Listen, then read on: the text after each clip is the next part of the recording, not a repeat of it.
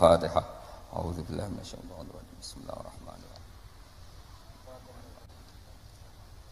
Shiratal ladzina an'amta 'alaihim ghairil maghdubi 'alaihim waladdallin. Kula terusaken nggih kultu al-ashah wa anna Muhammadar Rasulullah.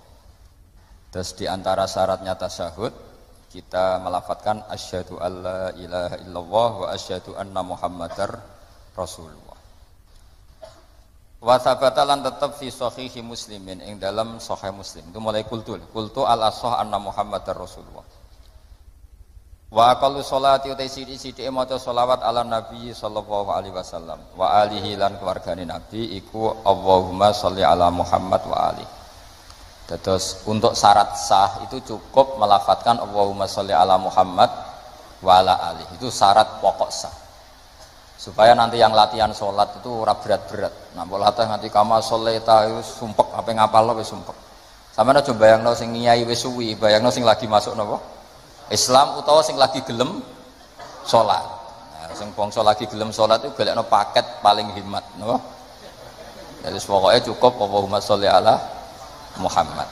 Terus kita harus belajar aqallul fardhi. Monggo.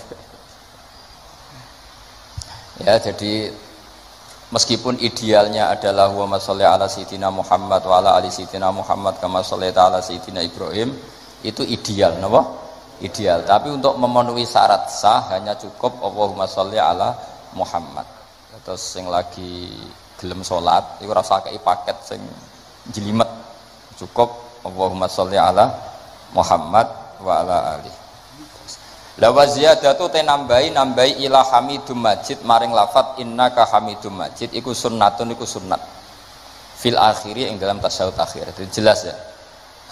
Melafatkan sholawat sampai finish innaka hamidum majid itu hanya berstatus sunnat. Sing paling pokok namung Allahumma sholli ala Muhammad. Ya, ini penting supaya kita bisa mentoleransi atau memaklumi saudara-saudara kita sing nembe napa? Nembe napa? Salat. Nembe salat mbok ajari nganti buar ya. Yo kacau.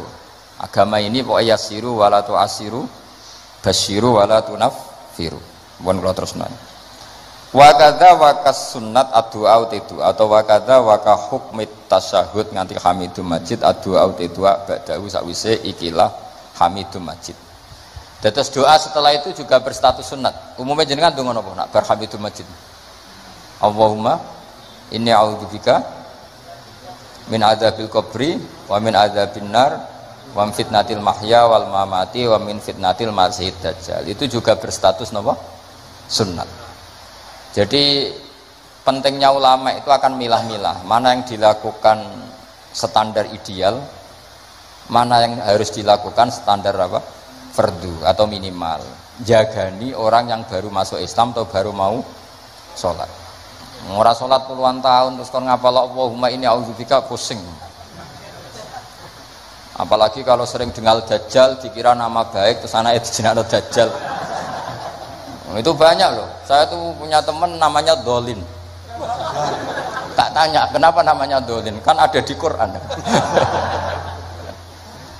Jadi kadang orang itu mikirnya itu, saya pernah punya santri sorogan, itu nak maca waqala syaitanu lamma qudiyal amru. Di mana nih waqala lan ngendikan. Sapa asyaitanu setan? Lho itu setan kok ngendikan. Ini kan Quran. Karena bacanya tafsir apa? Jalalain. Ayat itu kan ada di Quran, makanya dia maknani waqala lan ngendikan sapa asyaitanu setan. Tak tanya, ini setan kok ngendikan? Kan di Quran Gus, karena sedang maknani apa? Quran. Ya artinya kalau orang awam kamu ajari wamin fitnatil mahya wal mamati wa fitnatil masih dajjal, pikirannya kok terkenal sekali dajjal itu. Sampai sholat saja disebut. Itu kalau sampai ngidolakan itu sama yang dosa itu. Jadi kalau orang awam wis cukup Allahumma sholli ala Muhammad sing baru sholat atau abangan baru apa? Sholat. Kasih paket hemat sing apa? Yang fardu-fardu saja. Ya, jadi jelas ya. Jadi gunanya fikih itu memastikan mana akal standar paling pokok, mana yang sunnah. Jadi sehingga kita bisa memaklumi lah orang-orang yang baru sholat. Terus kalau terusakan Wa maksuruhu tawi donga sing dinukil saking Rasulullah sallallahu alaihi wasallam iku afdalu tentu berstatus luwih apik. Jadi doa yang diajarkan Nabi tentu lebih baik timbang doa kreasine sampean. Karena kalau sampean mengkreasi doa itu pasti satu karena nafsu. Itu pasti. Ya Allah, jadikan seorang kaya raya yang punya karyawan 10.000. Oh itu doa kriminal itu. Artinya kalau Allah nyembadani sampean harus memiskinkan 10.000 orang. Karena tanpa mereka dimiskinkan nggak jadi buruh sampean kan gitu. Jadi gayanya baik tapi agak kurang ajar. Karena bayangkan orang lain miskin jadi buruh. Apalagi kalau doa gini, ya Allah jadikan seorang kaya yang rumat 1.000 orang yatim. Itu kalau doa sampean mustajab harus mematikan 1.000 bapak supaya ada ya yatim. Makanya donga aja aneh-aneh itu bahaya itu. Apa meneh nak donga ngene.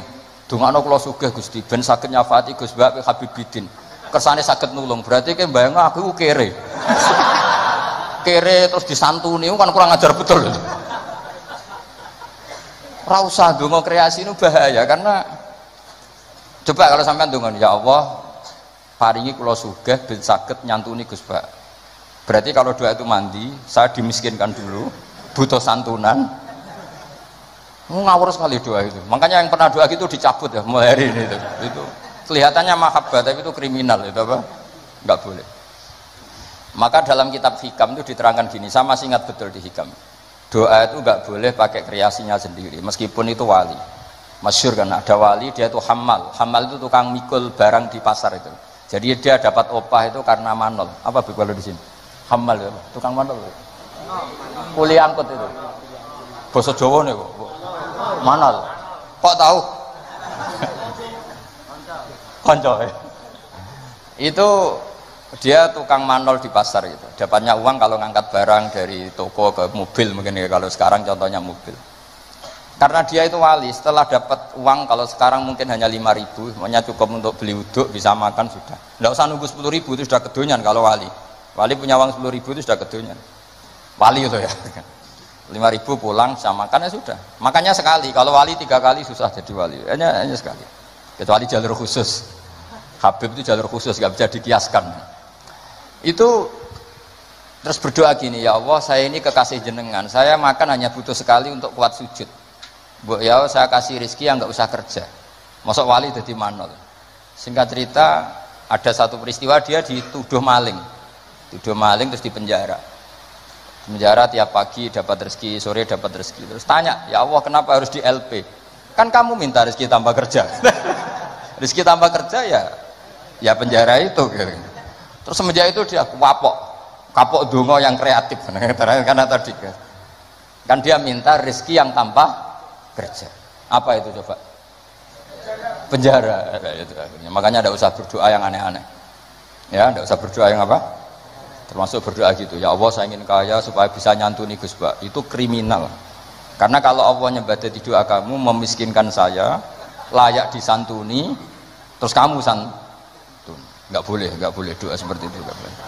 Atau ya boleh tapi aku yakin enggak mandi. Ya enggak apa-apa, paling enggak mandi aja. Karena Allah mesti mihak saya lah itu sembrono donga itu. Makanya wa maksuruhu afdal, doa yang dinukil dari Rasulullah SAW itu tentu lebih afdal karena diujarkan atau dilafatkan oleh orang sing afdalul khalqi. Makanya Sayyidah Aisyah tuh gak mau resiko kalau berdoa itu masyhur Sayyidah Aisyah. Inni as'aluka ma sa'alaka minhu apa bihibib. Inni as'aluka ma sa'alaka minhu habibuka Muhammad. Terus wa asta'idzu bika mimma sta'adza minhu habibuka Muhammad. Jadi saya minta sesuatu yang pernah diminta oleh kekasihmu yaitu Nabi Muhammad dan saya berlindung dari sesuatu yang pernah nabimu berlindung. Jadi karena nggak mau resiko. Ada sahabat berdoa, ya Allah berikan saya kesabaran yang sempurna. Itu sama Nabi ditegur, jangan kamu tidak kuat. Karena kesabaran yang sempurna di bojo mati, di anak mati, sing ngutangi nageh, tangga ora percaya, nyai gagal. Karena kalau minta sabar yang sempurna kan ujiannya harus ekstrim. Bojo minggat, anak minggat. Makanya kan Nabi jangan minta doa seperti itu. Nanti kamu tidak kuat. Padahal kesannya religius, minta ya Allah saya jadi orang yang sabar. Karena sama Nabi ditegur, jangan kamu ndak. Ya jadi jangan berdoa yang kreasi, itu efeknya itu ndak baik. Ya, wa maksuruhu afdal. Kalau kesusahan ya semuanya Rabbana atina fid dunya hasanah. Ya itu aja aman itu, apa? Aman itu. Doa sabu jagat kata orang-orang itu pokoknya Rabbana atina fid dunya hasanah wa fil akhirati hasanah wa qina adzabannar. Jadi wa maksuruhu afdalu. Mun mriki wonten bawah menika. Utawi donga sing dinukil sangka Rasulullah sallallahu alaihi wasallam iku afdalul luwih utama. Wa minhu lan iku setengah saking maksur utawi donga Allahumma firli ma qaddamtu wa ma akhartu. Ada yang hafal? Terus wa ma akhartu wa ma asrartu wa ma asraf. Urutannya dulu. Allahumma firli ma qaddamtu wa ma akhartu wa ma asrartu wa ma a'lantu. Terus antal muqaddimu kok nak bab donga apalan ya tukang jaluk ternyata ya. teruskan ilahi anta subhanak terus ini kuntu itu mesti malaikat selangit bilang kamu minadz zalimin. Ini kuntu minadz zalimin. Terus ada lagi yang populer, Allahumma firli dzambi kullah, terus dikahu wa jillahu wa awalahu wa akhirahu wa alaniyatahu wa sirrah. Jadi doa yang maksur itu lebih apa? Afdol. Tapi tadi ya kalau untuk ngajari orang awam nggak boleh panjang-panjang, terutama yang jadi imam. Nanti kasihan yang jadi apa? Makmum. Jadi ajarannya Nabi itu kalau orang jadi imam, sholatnya itu disuruh cepat. Itu zaman sahabat, cepat tuh nunggu disuruh. Alhamdulillah kan kita tanpa disuruh sudah cepat. Jadi zaman sahabat itu zaman masih waras, sehingga untuk sholat cepat saja nunggu diperintah Rasulullah. Andai kan Rasulullah menangi zaman akhir, pernah perintah cepat apa enggak? Oh enggak pernah, karena sudah cepat sekali, sudah tidak cepat lagi ya Pak. Cepat sekali, malah mungkin agak dilarang. Maksudnya cepat ya tidak seperti itu. Karena kita sudah parah. Masa terawih hanya berapa? 7 menit ya? Itu 20 rakaat. Berarti 7 menit itu berapa berarti? Itu dibagi 20, berarti per 3 menit ya? Dapat 2 rakaat. Itu parah itu. Untungnya sholat sunat, kalau sholat fardu tak demo itu. Ya itu ya, jadi termasuk yang warid atau maksur adalah Allahumma firli ma qaddamtu wa ma akhartu saterusnya. Wa yusannu lan den sunanto apa ala yazida ing yen to ora nambe apa doa ala qadri tasyahudi ngatasé kadar tasyahud wa sholati lan kadar sholawat ala nabi sallallahu alaihi wasallam. Nah ini fikih yang sangat saya setuju. Sebaiknya kalau minta sesuatu kepada Allah tidak melebihi sighatus tasyahud atau sighatus sholawat ala Rasulillah sallallahu alaihi wasallam. Ini fikih yang sangat etis menurut saya, sangat beretika. Mosok nyebut Nabi Allahumma sholli ala Muhammad, berapa kalimat Allahumma sholli ala Muhammad misalnya 3 kalimat, padahal Nabi yang mensyafaati kita, yang sudah baik mengeluarkan kita minadz zulumati ilan nur. Tapi ketika kepentingan kita bisa berkalimat-kalimat. Iku jare Allah mesti ngene, iki piye? Eling nabine mau tolong kalimat, eling hajate dhewe berkalimat-kalimat. Iku gak ada etika. Mana nak ndonga ku aja nglangkai kadar tasyahud dan sholat alan Nabi. Makanya saya itu termasuk orang yang kalau baca sholawat itu jarang berdoa, mau sidik tok di belakang. Jangan sholawatnya sedikit, kemauannya banyak. Makanya sholawat masisiyah itu menurut saya itu bagus sekali, karena nyifati Nabi panjang sekali. Nabi adalah orang yang manfalakotil anwar waratakotil haqoib, disifati banyak baru minta sedikit. Kalau kamu kan enggak. Allahumma barakati sholat ala nabi wa salli ala Muhammad ikdi hajatina wa hajati abaina wa abnaina. Terus bakas bapak boe tangga nyebutin nabi pisan tapi nyebut hajatnya gak barbar. Itu sangat tidak sopan dalam aturan yang benar. Tapi dalam aturan toleransi itu tidak apa-apa, ilmunya baru sampai situ, paham ya? Jadi ini jelas ya, apa wa yusannu apa tadi itu? Wa yusannu alla yazida ala qadri tasyahud wa sholat ala nabi sallallahu alaihi wasallam ya. Doa itu ya sunat Tapi usahakan proporsinya jangan lebih panjang ketimbang apa? Syahadat dan sholat. Karena ini menyangkut etika. Menyangkut apa? Etika. Masa nyifati Allah sekenanya, misalnya ingat Nabi juga sekenanya, kemudian ingat hajatnya sendiri panjang. Ini jelas ya, jadi itu etika ya. Makanya alhamdulillah guru-guru kita ngajari sholawat itu paket lengkap. Kan kita sholawat kita kan paketnya lengkap. Coba sekarang dihitung saja. Allahumma sholli ala sayyidina Muhammad wa ala ali sayyidina Muhammad kama shallaita ala sayyidina Ibrahim wa ala ali sayyidina Ibrahim wa barik ala sayyidina Muhammad wa ala ali sayyidina Muhammad kama barakta ala sayyidina Ibrahim wa ala ali sayyidina Ibrahim fil alamin innaka Hamidum Majid. Terus paket doanya sedikit. Ya tadi karena kebetulan sampai napalnya kan hanya Allahumma inni a'udzubika min adzabil qabri wa min adzabin nar fitnatil mahya wal mamat fitnatil masiihid dajjal. Jumlah itu dengan sholawat tadi banyak mana? Banyak sholawat itu masih bagus. Ya jadi apa ya menurut saya fikih ini bagus ya. Jadi apa? Disunatkan doa itu tidak melebihi jumlah apa? Tasyahud dan sholat. Kira-kira ya seperti itulah etikanya memang seperti itu. Ya jadi kecuali doa itu panjang tapi kamu tidak niat disembadani, mau bukti butuh ning pangeran. Makom Sayyid Abdul Haddad. Tapi potongannya sampean mesti ndak. Sayyid Abdul Haddad itu saya berdoa bukan karena saya butuh, untuk menunjukkan saya iftikor dan ibtihal sama Allah. Jadi yang minta itu bukti butuh saja, tapi nggak ingin disembadani. Tak pikir sampean ndak seperti itu. Ya jaluk tenan, nak arah disembadani. Jare nak jaluk disukani Gusti, lah kok boten malah protes. Itu malah repot. Mohon kula terusno ya. Waman tesapani wong ajaza iku apes sapa man anhuma saking tasyahud lan sholawat tarot jama mongko nerjemah sapa man. Ana sing maca tarjamah iki sami. Waya tarot jamu lidua wa dzikri al mandub sapa al ajizu lal qadiru fil asah. Jadi untuk orang yang tidak mampu melafadzkan tasyahud secara bahasa Arab itu boleh pakai apa? Terjemah. Ini enaknya Islam. Dan itu tidak termasuk dianggap kalam ajnabi, kalam yang keluar dari sholat karena tasyahudnya masih tentang apa? Ibadah. Ya saya teruskan. Tapi alhamdulillah di Indonesia itu tidak terjadi. Di Indonesia itu luar biasa. Yang paling awam pun itu pakai bahasa Arab. Makanya tidak usah bayangkan ada sholat bahasa Indonesia. Makanya ada cerita, ini kisah nyata itu. Ada wartawan Indonesia di Gaza ngeliput perang di tinggi Golan. Dia nggak bisa bahasa Arab, bisanya bahasa Inggris. Ditanya sama wartawan Timur Tengah, kamu bisa bahasa Arab? Nggak bisa. Nah, ya sudah gitu aja dia ngomong bahasa Inggris sama wartawan Timur Tengah. Setelah sholat, dia jadi imam yang orang Indonesia. Itu fasihnya masya Allah. Kabiro, walhamdulillah katsiro, subhanallah ibu kroto, sampai at-tahiyatul mubarakatus sholawatut thayyibat. Akhirnya dicucuk. Wah kamu tawaduk sekali, bahasa Arab kamu fusha katanya. Karena yang bacanya benar, kabiron maf'ul mutlak ya nasab, wa subhanallahi mudhof ilaih ya mudhof ilaihnya jer, at-tahiyatu mubtada ya rofa, al mubarakatu sifat ya rofa. Itu semuanya benar.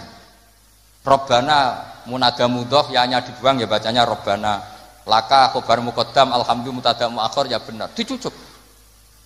Dikira dia bahasa Arabnya fusha karena terkibnya enggak ada yang salah. Terus ditanya, "Kamu alim ya?" "Enggak, mancen apalannya gitu." Jadi luar biasa. Makanya orang Indonesia di mana-mana dihormati. Itu orang Arab kalau melihat orang Indonesia sholat tuh mantuk-mantuk. Raine ini kok fasih ngono gitu kan. Karena nggak ada yang salah terkibnya. Ayo coba kamu baca at-tahiyatul barakatus. Itu kalau dengar ahli nahwu kan wah betul itu. Wah, naktul marfu'un. Padahal artinya ya ora iso pokoke ngono. Asyhadu nyakseni sapa ingsun, wah mutakalim wahdah betul gitu. Allahumma sholli wa sholli fi al-amr betul enggak ada yaknya dibinahi ala khaffi harfil illati. Berarti betul terus. Padahal itu hebatnya Indonesia. Coba kalau kita nanti sholat pakai bahasa Indonesia. Terus kamu sholat di Timur Tengah, itu kan pasti dianggap aliran. Ini pakai apa gitu. Terus kedua itu kasihan malaikat kalau sampai pakai bahasa Indonesia. Kalau pakai bahasa Arab kan malaikatnya paham. Orang ini minta dimaafkan tuh dosanya. Allahumma gfirli kan gitu. Kan yang enak no malaikat. Kalau doanya bahasa Indonesia ampuni saya kan harus ada kamusnya itu maksudnya. Jadi itu hebatnya orang Indonesia ya. Jadi kiai-kiai kita meskipun kita orang Indonesia di bab-bab ubudiyah dilatih pakai bahasa Arab. Dan itu hebatnya orang paling bodoh pun paling awam pun hafal. Mukjizat menurut saya itu para wali Indonesia itu mukjizat. Coba orang awam penggaweane ning sawah ning Tegal itu bahasa Arab, sholat itu hafal semua. Padahal itu kan sunat-sunat dibaca semua. Kabiro dibaca, ya kan? Doa ya dibaca. Terus yang wiridan sunat, ana rabbiyal a'la bihamdi itu wajib apa enggak? Enggak wajib, tapi orang awam baca enggak? Baca, yang enggak baca malah sing wis mondok, wis ngerti nak sunat ditinggal. Maka bagian dari kesalahan mondok adalah terus rapati sholat qobliyah. Zaman awam sholat terus. Bareng mondok ora kena apa? Jebule sunat toh. Jadi tambah mondok tambah kacau. Karena apa? Coba anak orang-orang awam yang enggak mondok kalau sujud pasti baca subhana rabbiyal a'la dan pasti. Tapi yang kiai sama santri sering enggak baca mentang-mentang apa? Sunnah. Bener mana orang awam sama kiai ya lo dalam hal itu? Loh, subhanallah. Jadi kadang kita ini korban ilmu. Ya, korban ilmu. Coba santri-santri itu, rata-rata kalau sholat baca doa iftitah enggak? Sama ndak usah protes, oh paling Gus Bak ya ngono, ora usah ngono to. Ya pancen ngono tenan. Tapi ndak saya tok, ini ya amang ya sama ini teman saya. Ini asegap putune Nabi, nek sholat ya ngono padha wae nek sebab. Mergo mondok, zaman rung mondok diwaca kabira walhamdulillah. Karena kalau enggak baca dipedet gurune. Oh, waca. Dikira wajib. Zaman kita kecil itu ngiranya itu wajib. Bareng nak ngerti sunat, perilaku pertama kita apa? Meninggalkannya.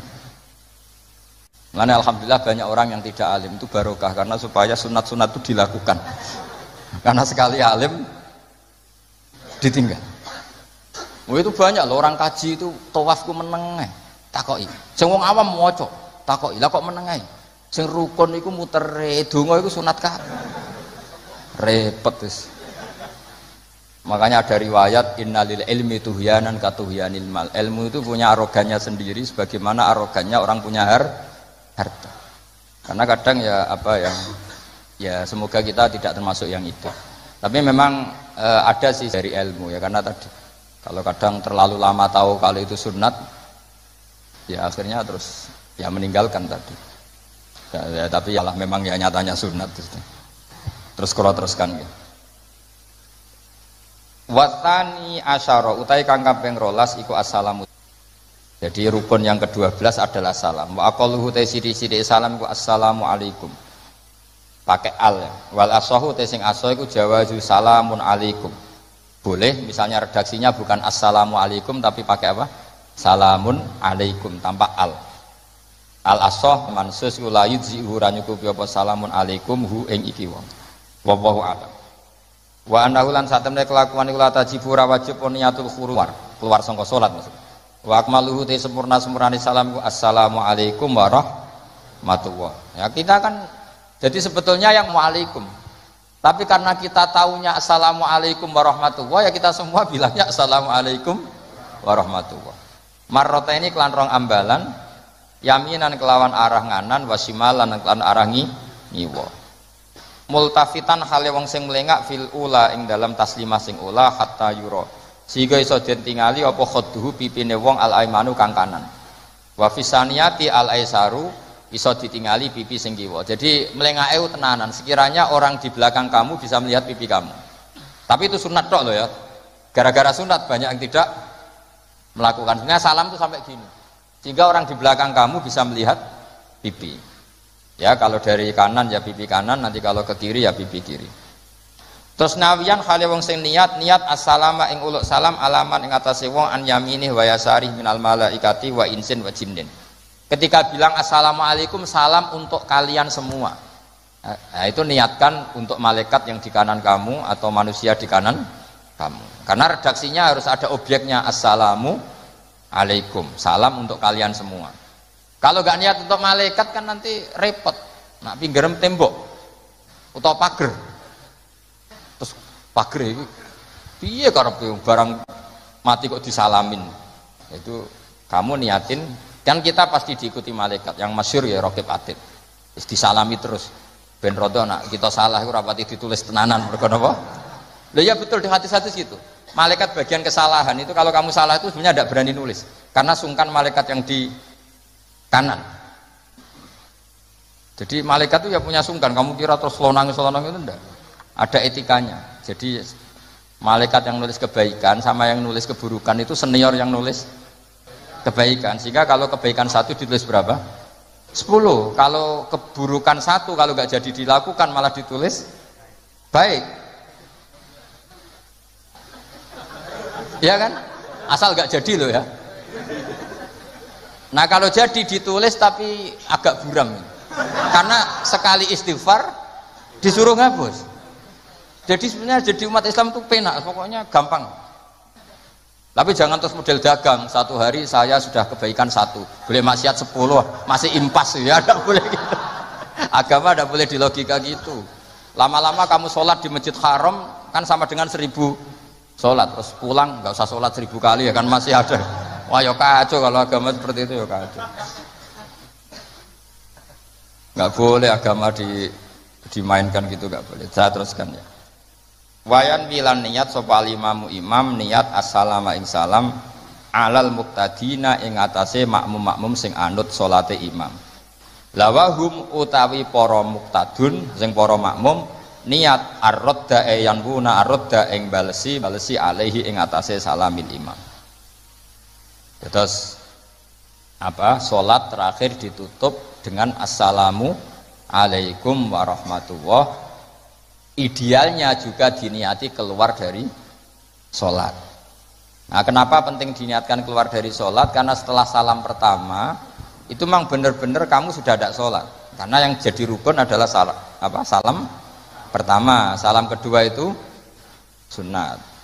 Makanya secara fikih itu ulama berdebat apa sebaiknya setelah itu makmum berdiri. Sebaiknya loh, bukan syarat sah. Apa sebaiknya makmum langsung berdiri, apa sebaiknya nunggu imam salam kedua.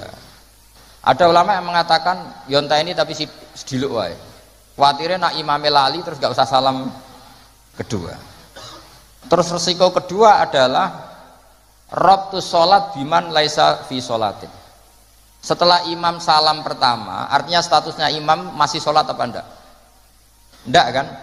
Berarti makmum menghubungkan sholat dengan orang yang sudah tidak sholat. Jadi itu menjadi masalah fikih, paham ya?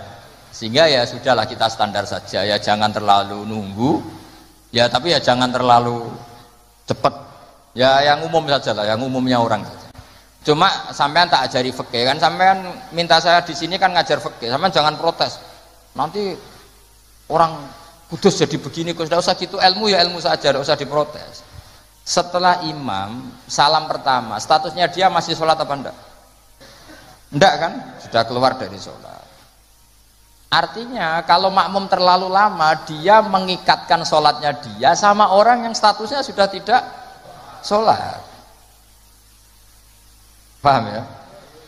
Tapi kalau kamu terlalu langsung berdiri, kamu kan tidak tahu kepastian assalamu lagi sin podok mem. Kok ada as langsung muatek. Ini makmum balik, lowong belum selesai kok. Ya pokoknya gitulah, sampai nanti kalau soleh ya bisa sendiri lah, pokoknya sudah gitu. Saya hanya ngajarkan secara status fikihnya, status fikihnya seperti itu ya. Jadi salam yang benar-benar rukun itu hanya salam pertama, dan karena salam pertama sudah dilakukan imam, artinya imam itu wis tidak sholat. Anda kalau sampai terlalu lama berarti menggantungkan sholat kamu dengan orang yang sudah tidak sholat. Nah ini yang saya akan memberi maklumat ke sampean, ini penting saya utarakan. Terus ada keunikan dan ada perbedaan. Kalau sampean sholat imamnya itu biasanya habis sholat madhep mana? Umumnya di kiai ini sampean tetap madhep kiblat apa madhep ngalor? Cara Indonesia. Ayo yang madhep kiblat, kiainya madhep kiblat ngaco. Yang gampang itu. Kiblat. Yang serong. Buka serong koyo wong nakal ya. Madhep utara, madhep ngalor. Apa? Berapa? Imam sampean madhep ngalor. Terus nak sing madhep ngetan? Enggak ada kan? Mau nambah jawab, yang madhep ngetan kubu sebelah ngono aneh. Ya udah usah gitu. Itu filosofinya begini. Nah ini penting ya, penting saya jelaskan. Di tek-tek hadis sahih, saya ulang lagi, di tek-tek hadis sahih itu Rasulullah setelah salam itu redaksinya aqbala alaina biwajhi, maka Nabi menghadap ke kita dengan wajahnya. Berarti kira-kira kalau di Indonesia menghadap mana? Timur. Tapi itu tidak konsisten. Konsisten itu ahyanan, tidak konsisten itu ahyanan. Nah, kenapa guru-guru kita tetap madhep kiblat? Karena afdhalul jihad itu kiblat. Kadang guru kita kadang menghadap apa? Utara. Tapi sebagian guru kita juga kadang menghadap ke timur, misalnya langsung ngaji. Itu filosofinya gini di beberapa syarah di Fathul Bari itu. Nabi itu kan sholat, dengerin ya, Nabi itu sholat. Makmumnya itu rata-rata itu kadang 7 kilo dari dalamnya Nabi. Dengerin ya, berapa? 7 kilo, tidak pakai motor ninja enggak, 7 kilo pakai onta. Kalau sampean bilang 7 kilo pakai motor kan cepet. Resikonya apa? Ini dengerin, awas kalau salah. Berarti kalau salah, salah sanad. Maksudnya sampean yang salah, bukan saya. Artinya andekan, tak ulang lagi, andekan Nabi tetap berposisi menghadap kiblat, maka makmum yang baru datang tuh ngira Nabi masih sholat, sehingga wis kadung Allahu Akbar langsung duduk karena ngiranya Nabi masih, padahal Nabi sudah tidak sholat. Maka untuk mengantisipasi itu Nabi memaklumatkan diri dengan akhwalnya, perilakunya, beliau menghadap makmum supaya ada kepastian kalau beliau sudah selesai sholat. Sehingga karena illatul hukmi seperti ini, kita fleksibel, kadang madhep kiblat, kadang madhep ngalor, kadang madhep ngetan. Itu ada filosofinya, orang gagah-gagahan. Ada yang madhep ngetan terus. Pokoknya Nabi seperti ini, tidak seperti itu. Semua perilaku Nabi yang tidak wajib itu disarah-sarah disebut ahyanan, sesekali tempo. Maka yang penting bagi imam itu begini. Yang penting setelah selesai salam itu tunjukkan kalau sholat kamu selesai. Makanya banyak yang terus astagfirullahaladzim buanter untuk menunjukkan ini sudah mulai wiridan ba'das sholat. Jadi sebetulnya kalau menurut fikih beling itu boleh saja kamu mengatakan bersalam wis bar ludul. Tapi itu kan beling sekali masuk bar sholat. Tapi itu bagus untuk kelas kamu, maksudnya supaya ada kepastian bahwa sholatnya sudah selesai. Oh, Nabi Utut. Wah, ini malah lebih sesat lagi yang di belakang ini. Itu ada ilmunya, sampean cek di Fathul Bari. Supaya kenapa saya cerita ini? Biar yang menghadap ngalor ya gak fanatik, yang menghadap ngetan juga tidak. Karena itu hanya untuk menunjukkan kalau Nabi sholatnya sudah selesai. Coba bayangkan Nabi itu idola kan, sudah jauh-jauh 7 kilo. Ke situ naik unta atau naik kuda, terus ngerti Nabi masuk madhep kiblat, mesti cara sampean alhamdulillah Nabi urung salam kan gitu. Barang wis melok lungguh dibeli Nabi subhanallah alhamdulillah. Lah nek terus makmume beling, wah rugi aku. Repot, mosok makmum Nabi kok muni rugi. Mari Nabi ra kondo nek wis bar. Perkara ndak kira-kira seperti itu. Nah, daripada perkara Nabi secara ahwal menunjukkan kalau sholatnya selesai, Nabi menghadap makmum sebagai maklumat kalau sholatnya sudah selesai. Clear ya? Sehingga kamu tidak perlu berdebat sunat mana Gus, madhep ngalor sama madhep ngetan. Kok malah takok sunat? Ngaji sik lagi takok. Senengane bugat. Ya ngaji sik, alim sik lagi takok. Lah nek salim rasa takok ya alhamdulillah. Ini ndak usah alim takok gugat. Mana sunahnya kalau Nabi madhep ngalor? Sesuk tak takokno, mana sunahnya cangkem elek? Kan yo ora ono. Angger wong kok mbok so lama-lama. Mana sunahnya kalau Nabi pernah di Indonesia? Malah panjang kan apa? Ndak usah gitu ya ngaji. Jadi di sarah-sarah itu diterangkan misalnya kan Rasulullah Shallallahu Alaihi Wasallam idza takallama salasan ahyanan di suatu tempo. Begitu juga Nabi kadang sholat itu hanya astagfirullah salasan suman sorofa. Beberapa kali Nabi sholat itu hanya baca istighfar 3 kali suman sorofa. Ya sudah segitu aja. Ada yang Allahumma a'inni ala zikrika wa syukrika wa husni ibadati. Ada riwayat yang sabbahawa salasan wa salasin wa hamadawa salasan wa salasin wa kabbarawa salasan. Terus kiai-kiai khusyuk semua yang ahyanan ini dikombinasikan jadi satu.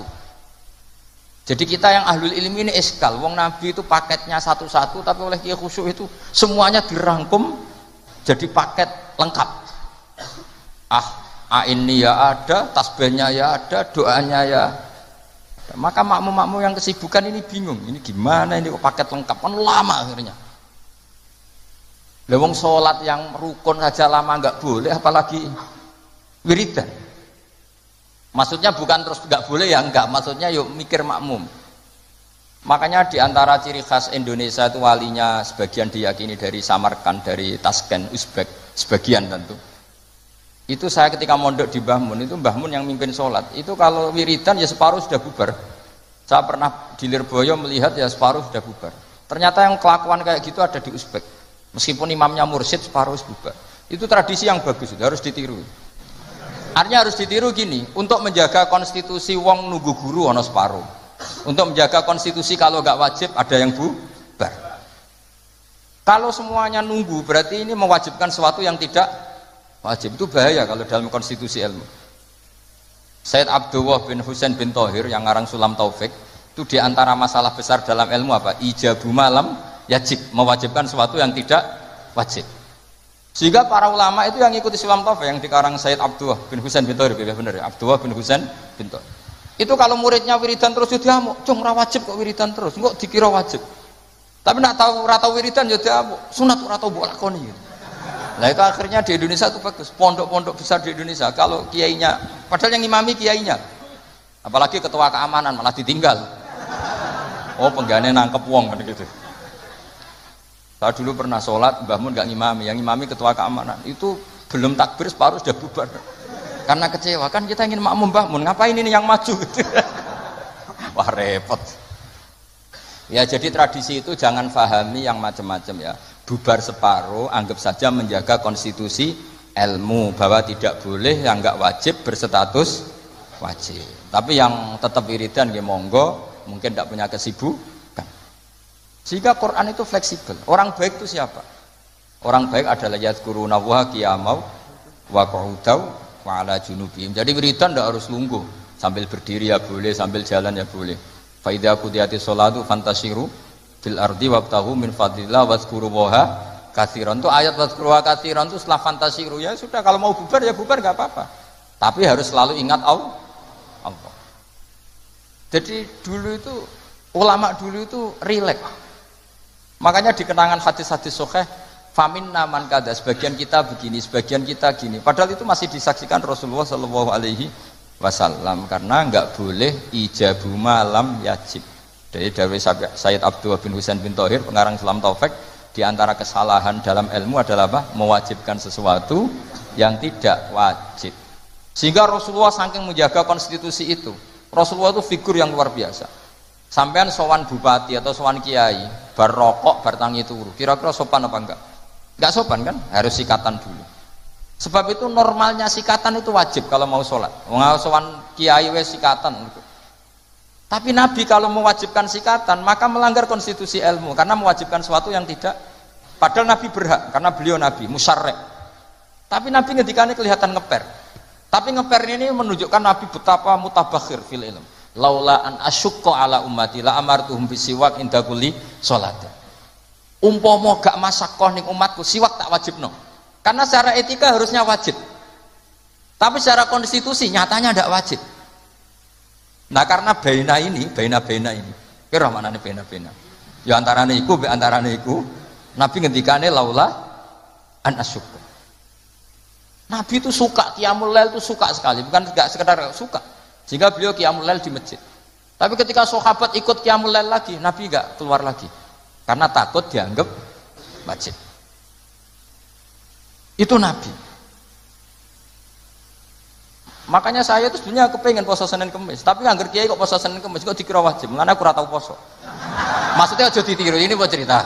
Ini agak-agak arogansi ilmu, tapi memang harus ada yang jaga konstitusi ilmu. Ini saya punya teman ya amang rokokan. Mungkin untuk menunjukkan ada kaul sing ngarani oleh. Wah, buktinya aku rokok. Tapi saya enggak rokok. Jadi harus ada yang menjaga konstitusi ilmu. Saya sering ngecek beberapa hadis. Nabi itu kalau ada sesuatu yang positif, inginnya itu diwajibkan. Tapi cara konstitusi enggak wajib. Misalnya menggambarkan betapa pentingnya taatnya istri sama suami. Nabi ngendikan gimana tuh, Pak? Kalau saja boleh seseorang makhluk boleh sujud sama makhluk, maka saya akan memerintahkan seorang istri bersujud sama suaminya. Tentu suami yang tidak kayak sampean, maksudnya itu gambaran. Sampean ora usah disujudi. Ora dipisoi sampai gitu kan. Artinya Nabi itu menjaga konstitusi ilmu itu luar biasa. Ya kayak tadi, normalnya sikatan itu wajib enggak? Wajib kan, normalnya loh. Karena tangi turu berrokokan. Terus muni Allahumma lakal hamdu bul.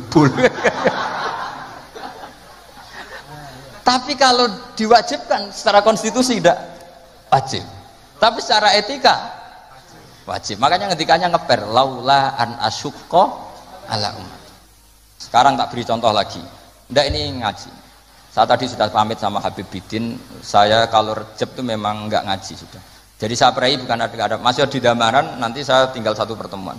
Rejab ruah puasa itu saya tidak ngaji seperti ini. Jadi jeda. Anggap aja sinau menel, kulaan. Karena memang kalau mau Rejab itu banyak yang khataman di rumah. Jadi saya fokus ngurusi santri yang mau apa? Khataman. Tapi memang itu adat saya seperti tadi, saya sudah matur Habib Bidin, matur Habib Amang, Habib Ali sudah. Memang artinya nggak ada apa-apa, bukan karena bosan sampean betul. Ya rontok lah mungkin, tapi bukan karena itu. Bukan. Saya beri contoh. Sekarang doa paling mustajab itu jam berapa? Kalau jam Indonesia kira-kira jam 3 kan atau setengah 4 lah. Kenapa harus ada sholat isya yang di Kudus jam berapa misalnya sholat isya? Biasanya setengah 8, anggap aja setengah 8 lah aman kalau jam. Maka Nabi ini ngeper, tapi ngepernya pinter, ngeper dari ilmu, bukan ngeper dari ragu. Ngeper itu ada dua, ada ngeper karena nggak ngerti, ada ngeper saking pinternya. Kayak saya ini kalau ngaji sampean itu kan ngeper, di satu sisi sunat karena diminta Habib Bidin, di sisi lain setengah dosa meninggal pondok. Itu mesti ngeper, kalau orang alim ngeper. Kayak sampean ngaji ini, saya tidak tahu malaikat ditulis ngaji cari ilmu, apa dari masalah di rumah, tidak tahu saya. Itu orang alim pasti ngeper. Beda tipis ya. Itu mesti, itu bukan mungkin, mesti. Coba status Anda ini nyari ilmu apa dari masalah? Sebagian ya nyata nyari ilmu yang nggak punya masalah, sebagian ya memang. Maka penjaga kuburan di wali-wali tak tanya, wong sing tukang ziarah piye? Ngene Gus, nak ziarah sak jam, biasanya wong bener. Nek telung dino alamat itu bukan karena hebat, mesti utangnya akeh. Apa meneh nak sak wulan, wah rondok itu mesti rondok buron baton. Maka Mbah Mun pernah cerita ke saya. Jadi kiai itu ya sinau, kadang itu ya keliru. Tak pikir keliru apa? Ternyata gini. Dhisik aku latihan kiai, nek ana bocah prainan ning pondok tak puji. Wong prainan kok gak mulih, berarti cah sregep. Pernah Mbah Mun sebagai orang soleh itu husnudzon. Suatu saat ditakoki, "Cung kok ora mulih wong prainan? Timbang ning omah kan ngarit, Mbah." Kagetnya Mbah Mun. Lha cung tiwas sak husnudzoni gitu.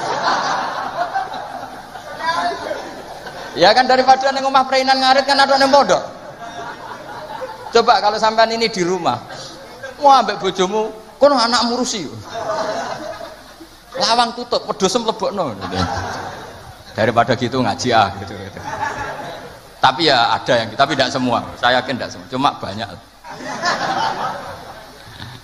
Ndak, ini bukan suudzon, ini ilmu. Ilmu itu tidak suudzon. Ilmu itu analisis, apa? Analisis. Loh, itu betul loh. Saya meskipun guyon itu punya sanad. Nabi itu setiap kali ada perempuan hijrah ke Madinah, pertanyaan pertama gimana? Kamu ikut saya karena iman billah wa rasuli, apa kamu ada masalah dengan suami? Jadi kalau sekarang kamu ngaji, ini ada masalah sama istri apa nyari ilmu? Ayo jawab. Kalau nyari ilmu, buktinya dapat apa enggak? Kan nyari tidak perlu ketemu, Gus, ya sudah dibantah. Saya teruskan ya. Betapa Rasulullah itu luar biasa, menjaga konstitusi ilmu, Tapi yang menjaga etika. Sudah, kalau doa mustajab 3:30 atau jam 3. Kenapa sholat isya 7:30? Yang di waktu yang tidak begitu itu Nabi pernah sholat isya itu 3:30 kalau jam Indonesia kira-kira. Sampai Umar masyhur itu. Nama Sibyan, orang-orang sudah tidur. Nah Umar sampai bengok-bengok supaya Nabi itu bangun. Tapi bangunin Nabi gak berani. Pokoknya bikin agak gaduh supaya Nabi memperhatikan. Dulu nggak ada sholawatan pakai terbang. Kalau ada mungkin terus sholawatan. Akhirnya Nabi rawuh, senyum-senyum Nabi. Saya tahu kalian protes karena sholat saya tidak lazim. Biasanya 7:30 kok ini 3:30 kira-kira gitu. Tapi laula an asyqa ala ummati. Andai kan saya tidak beratkan umatku, yang benar sholat isya ya jam seperti ini. Karena ini saatul ijabah. Jadi Nabi itu antara mengakui kalau itu saatul ijabah karena yanzilu rabbuna iku idza yabqa sulusul lailil akhir. Tapi dengan kenyataan kalau itu diteruskan masyaqqah bagi umatnya. Tapi kalau Nabi tidak pernah melakukan, dikira waktu afdal sholat isya tetap 7:30. Padahal ada yang afdal yaitu 3:30. Entah jam 3 atau 3:30. Maka Nabi ngendikannya 2 kali.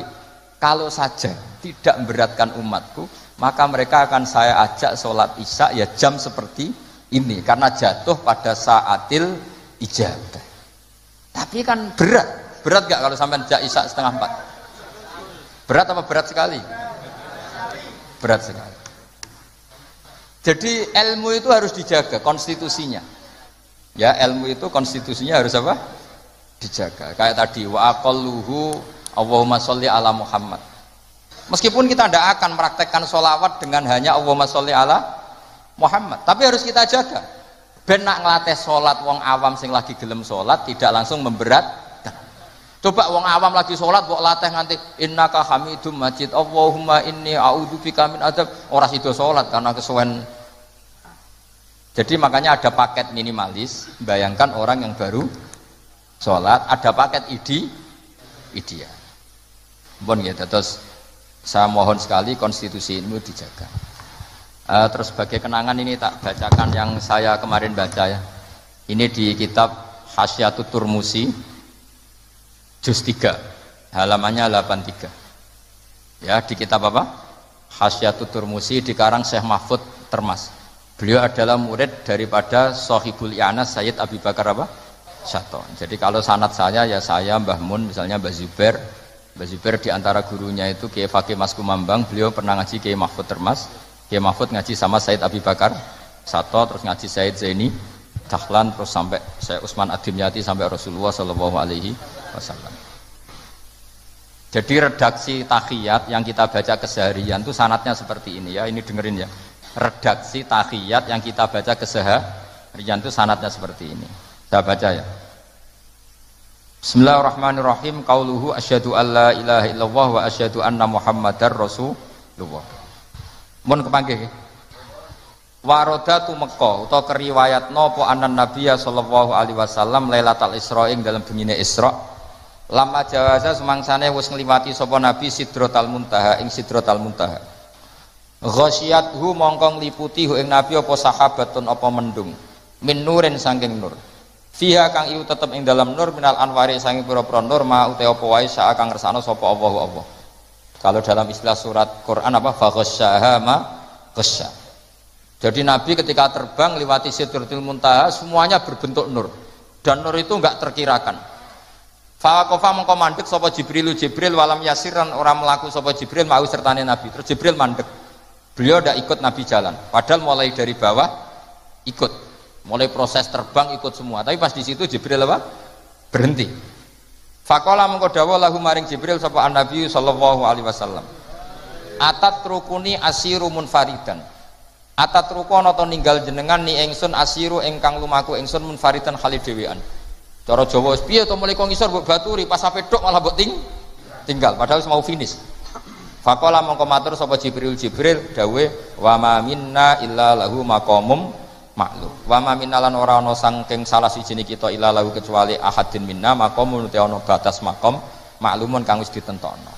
Intine cara Jawa iku saya bukan membiarkan engkau sendiri tapi ini kelas saya maksimalnya sampai sini. Jadi kelas saya sampai sini. Jadi tahu diri Jibril. Ini sudah ada wilayah saya, ini kelas saya berhenti di sini. Wa ma minna illa lahu maqamum maklum. Faqala mengko dawuh sapa Nabi, sir mai walau khutwatan. Sir mlaku panjenengan mai sertane ingsun walau khutwatan senajan to sak jangkah. Terus sampai Nabi dinyang, cara wong Kudus dinyang. Pun tambahi sithik mawon. Jadi Jibril dinyang, ya akhirnya gelem sungkan mek Kanjeng Nabi. Sithik wae sak langkah, pun baturi sithik wae. Fasara mongko lumaku sapa Jibril mau sertane Kanjeng Nabi. Fakata mongko meme sapa Jibril ayah tirka ento kobong sapa Jibril menanuri sanging nur wal jalali lan keagungan wa hebati lan wibawa. Wasahura lan cilik sapa Jibril wadaba lan luruh sapa Jibril. Luruh iku meh koyo hancur jenenge daba. Hatta sara sing dadi sapa Jibril qadrul usfuri mok sak manuk emprit.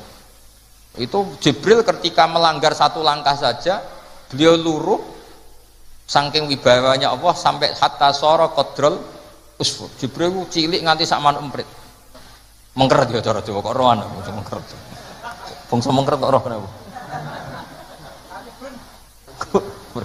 Oh mengkeret iki roh pinter nak bakune. Repot ya. Umat itu macam-macam. Ana roe mengkeret barang ya. Fa asyara moko isyarah sapa malaikat Jibril ala Nabi sallallahu alaihi wasallam isyarah bisalam iklan salam. Bi ayu salima. Gambare arep ento maca salam sapa Nabi ala Rabbi ing atase pangerane Kanjeng Nabi idza wasala nalikane wis temeka sapa Nabi makanal khitab ing panggonane khitab. Jadi ketika Jibril enggak bisa ngawal sampai situ ya sudah jenengan saatnya kirim salam atau membaca salam untuk Allah Subhanahu wa taala. Terus faqala falamma wasala mongko semangsane temeka sapa Nabi sallallahu alaihi wasallam ilahi maring makanal khitab atau ilahi ila makanil khitab qala mongko dawuh sapa Nabi at-tahiyatul mubarakatus sholawatut thayyibatu lillah. Kula maknani nggih.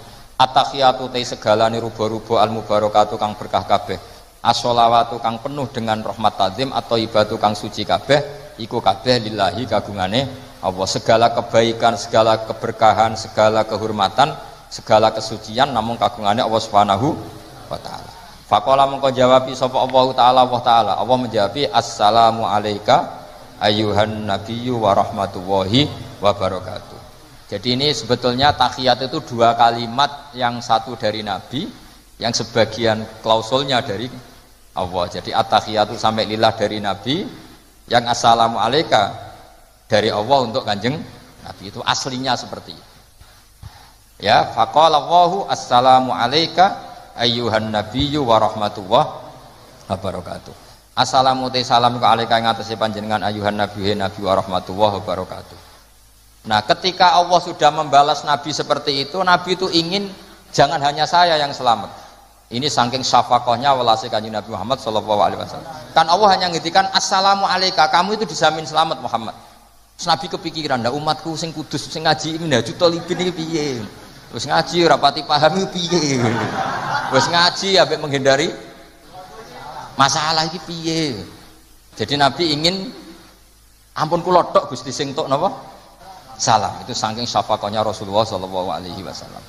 Makanya tak baca biar semua tambah mahabbah kepada Rasulullah sallallahu alaihi wasallam. Fa ahabba mongko kepengin itu seneng banget. Fa ahabba mongko kepengin banget utawa seneng banget sapa an-nabi sapa Kanjeng Nabi Muhammad sallallahu alaihi wasallam. Ayakuna yen ta ana iku li ibadillah kedhe pira-pira kaulen Allah as-solihina kang saleh kabeh apa nasibun apa jatah bagian min hadzal maqam sang ilah maqam. Faqala mongko dawuh sapa Nabi assalamu alaina wa ala ibadillahi sholihin. Jadi Nabi nambahi piyambak, ampun saya tok Gusti tapi juga untuk semua hamba yang soleh. Ya soleh itu kelas-kelasan. Ada yang kelas wali, kelas amatir, kelas rakyat. Pokoknya kelas rakyat itu pokoknya anggere gak zina ya soleh, anggere gak maling ya pokoknya anggere gak dosa gede ya soleh. Senajan to pentino rokokan ning perapatan pokoknya dosa gede ya soleh. Pokoknya sesuai kelas masing. Ya kalau kelas awam kan pokoknya wabistina binil kabair tufaru saghairu wajal wudu yukaffiru. Gak nglakoni dosa gede ukuran orang awam ya wis napa? Soleh. Sampeyan kon ngilangi sak dosa cilik, ora oleh delok wong wedok, gak oleh ngrasani lara gremeng wis taqabbal wa minna minkum. Serah bakalan wis sebutane. Bar diudoni jadi ada yang mari cari. Sabar ya, Pak. Sing ilang dosane tak gajarane.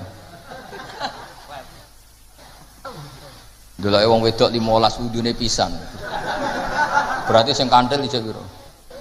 Cek 14. umatnya Nabi bagian kacau, tapi nggak apa-apa. Nanti juga dapat syafaatnya Rasulullah SAW. Ya, jadi Nabi ketika dapat salam dari Allah, beliau ingin salam itu tidak hanya untuk beliau, tapi untuk semua yang soleh, untuk umatnya. Makanya Nabi menambahkan sendiri, Assalamu alaina wa ala ibadillahis sholihin. Karena Nabi berempati, ya, bersimpati, respect sama semua yang ada di alam raya ini, yang soleh, yang iman, makanya soleh ya gampangannya iman. Maka mereka akhirnya menjawab, faqala mengko jawab sama jami'u ahli samawati, semua penduduk langit, asyhadu alla ilaha illallah wa asyhadu anna muhammadar rasulullah. Hadza ifham hadza. Wa inna ma lam yahsul mesti ora hasilin nabi sallallahu alaihi wasallam. Apa misluma? Apa sepadane perkara hasola kang hasil apa mali Jibril kedhi malaikat Jibril minal masyaqqati saking repot wa adami taqati lan orang mampu. Mergo li annan nabiyya kana sakjane kanjeng Nabi Muhammad sallallahu alaihi wasallam iku muradun iku nabi sing dikersakno rawuh teng gene Sidratil Muntaha wa matlubun lan sing disuwun rawuh teng Sidratil Muntaha. Artinya gini, Jibril mau sampai sana kan sampai terbakar sampai kayak al-usfur. Nabi Musa ketika ingin melihat Allah juga jatuh pingsan. Karena Musa yang ingin melihat Allah. Salahnya kepengen roh, cara Jawa lho, cara Jawa gampangannya ngomong salahnya kepengen roh. Sementara Nabi itu ubudiahnya luar biasa. Beliau sholat, beliau dakwah, pokoknya dakwahno agamanya Allah. Terus Allah yang ingin Nabi itu ketemu Allah. Berarti Nabi berstatus apa? Murad, dikehen. Maka beliau tidak mengalami kesulitan kayak yang dialami Nabi Musa. Ya kayak kira-kira gini, saya kesini ditimbali Habib Didin. Kan nggak mendapat kesulitan, wong ditimbali, dikawal. Saman kan teko-teko dhewe, kadang yang temangsang ning nguri kan kira-kira ngono. Kira-kira contoh gampang. Jadi lah misal Gus Bak sing nderekno sampean ya tok kene iki batas akhir. Nganti tok munggah diamuki wong, kowe sapa kono ngarep ngono. Ya kira-kira gitulah contoh gampangnya gitu. Nah, Nabi ini muradun wa matlubun, memang beliau dikehendaki Allah ketemu Allah. Sehingga agak ngalami kesulitan kayak yang dialami Jibril dan Nabi Musa. Itu maksudnya apa? Li annan nabiyya sallallahu alaihi wasallam muradun wa matlubun. Fa ta mongko paring ing Kanjeng Nabi sapa Allah kuwatan ing kekuatan wastidadanan kekuatan persiapan li tahammuli hadzal maqam maring nanggung utawa bebane ikilah maqam. Bi khilafi sairil makhluqati lan berbedani pira-pira makhluk. Lam yutik ora kuasa sapa ahadun wong suci minhum sang para makhlukat hadzal maqam ing ikilah maqam. Walidzalika lan krana are iki adamu itaqati ahadin minhum. Lama tajalan semangsane muncul sapa Allah walal jabal ing atase gunung indakka mongko dadi hancur apa jabal wa ghara lan luruh apa jabal fil ardi ing dalam bumi wa kharra lan tersungkur sapa Musa saikon hale kesem perminal jalali saking haibahe Allah dil jalali wal ikram. Mergo ni anna Musa kron satemene Musa muridun wong sing karep ketemu pangeran wa talibun lan sing kepengin ketemu pangeran. Tapi pangerane dhewe kan gak janjian. Maksudnya pangeran itu urung janjeni ketemu Musa wae sing kepe, maka prosedur itu harus ditempuh. Sementara Nabi Allah yang ingin ketemu. Beda napa mboten? Oh, beda sekali. Yang ngojang ngaji sesuk pinter dhewe. Tapi aja terus kula sing kesel sampean sing kepenak. Wa Muhammad dan asatan Kanjeng Muhammad sallallahu alaihi wasallam muradun iku sing dikersakno wa matlubun lan sing diminta. Jadi kenapa Nabi Muhammad tidak mengalami kesulitan? Karena memang Allah yang menghendaki ketemu, sehingga di prosesnya dipermudah matlub. Ya, la wa farqun kabirun bainal maqamin. Wa hadza farqun kabirun bainal maqamin. Wa hadza utawi iki maksudnya iku farqun, iku perbedaan kabirun kang gede bainal maqamin ini antarane dua derajat. Maksudnya derajate murid ya rontok kangelan, tapi nak derajate murad mudah. Ya contoh gampang gitu lah. Kamu dipanggil presiden, tentu dipersiapkan semua untuk ketemu kamu. Tidak kue demo, udan panas urung mesti ketemu. Wong kowe sing karep, ora presidennya sing karep. Nah ini Nabi Muhammad SAW, ini Allah yang menghendaki ketemu, maka prosedurnya semuanya mudah. Tapi Musa yang ingin, maka enggak semudah yang dialami Rasulullah SAW. Terus kalau insya Allah mangke selapan ba'da Syawal ngaos malih kula niki izin, tapi bukan karena apa-apa, memang saya punya adat meskipun di Damaran saya juga libur. Jadi kalau Rejab, puasa, Syawal itu banyak santri-santri saya khataman. Saya juga menyiapkan ngaji khataman, ngaji puasa. Ya semacam-macam lah. Yang jelas ya memang sudah adat saya seperti itu. Jadi ini bukan ada masalah. Nanti ngaji lagi ya di setelah apa? Selapan apa? Syawal. Saya tidak tahu apa setelah Syawal apa Dzulqa'dah nanti. Sehingga sampai nanti kalau ditanya istri kamu, dapat ilmu dapat ya. Buktinya apa? Ini fotokopinya. Kalau disuruh baca rekamannya Gus Baca ulang. Jadi kalau istri kamu nuntut, buktinya apa kalau ngaji? Nih bawa apa? Itu nanti yang ingin ya motokopi di teman-temannya, ya itu sudah saya ijazahkan ya. Jadi yang tidak punya motokopi yang ada di teman-teman, ya itu luar biasa. Ben nambahi mahabbah kita sama Rasulullah Shallallahu Alaihi Wasallam.